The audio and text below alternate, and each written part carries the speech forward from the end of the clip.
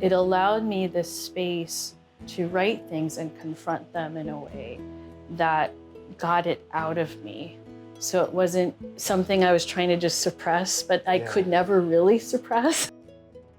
Poetry has just so much capacity, enabled me or freed me to be able to deal with emotions and process trauma and difficult memories and things like that. So there's so many things that I think before I had poetry, I had experienced in my life, unfortunately, that felt like they were pulling me under. So, my dad dying when he was in a car accident on Valentine's Day is when my sister and I found out, which was really horrible. And then just there were a lot of tensions and traumas kind of associated with my stepfather at the time. And then I'm a survivor of childhood sexual assault, and there's so many things that I just didn't know how to even think through them because the people around me weren't sure even how to help me or what to do. And I think taking me to a counselor was strange. Also, just the idea of sharing these really intimate parts of yourself that you with a stranger. Yeah.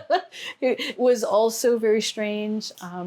All of that. I also never felt like I could do anything about it myself. So when I found poetry, it allowed me this space to write my truth, to write things and confront them in a way that got it out of me.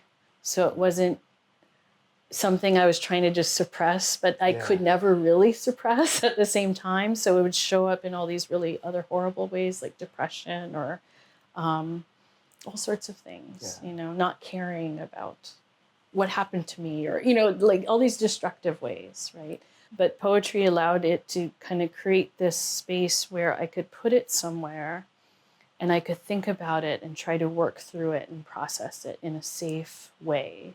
And so I think there's so much capacity for the creative to really have you put those emotions, put that processing somewhere and have you create something from it where you transmute it, where you change it, where you then can see that it's not something that has you, it's something that you can work with and you can change and you can grow from, and you can even take lessons from it, and it'll all still be there as something that's a part of you,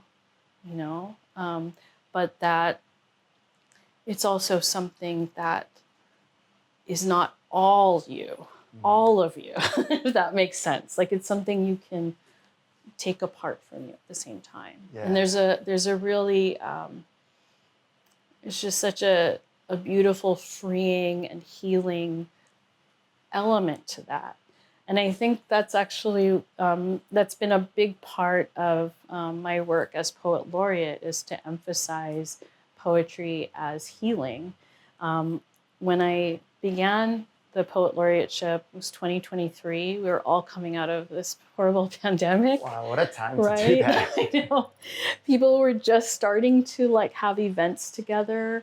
Nobody was quite sure how to be social with each other again, right? There's a point where I was wondering, will we ever? It felt so far away, right?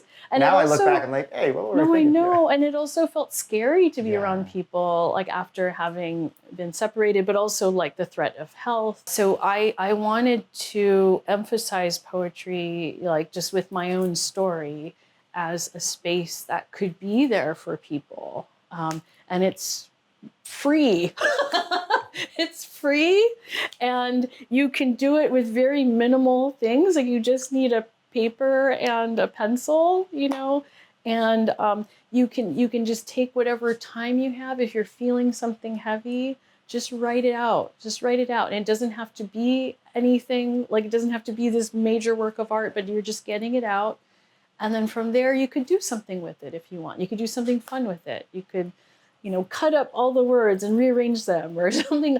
So I wanted to like have people kind of relieve themselves in that way of that heaviness and of those emotions, and then be able to even like play with it and look at it as something that's outside of them now, that they have control over, that they can kind of play with and change into something new even.